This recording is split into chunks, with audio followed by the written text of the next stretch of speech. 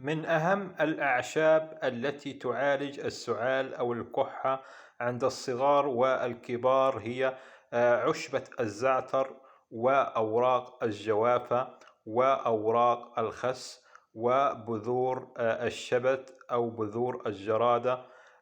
هذه الأعشاب يتم تناولها عن طريق النقع، بحيث تؤخذ ملعقة من أحد هذه الأعشاب وتوضع في كوب من الماء ويصب إليها الماء المغلي، تترك تنقع ربع أو ثلث ساعة، وثم يتم تناولها مرتين أو 3 مرات يوميا.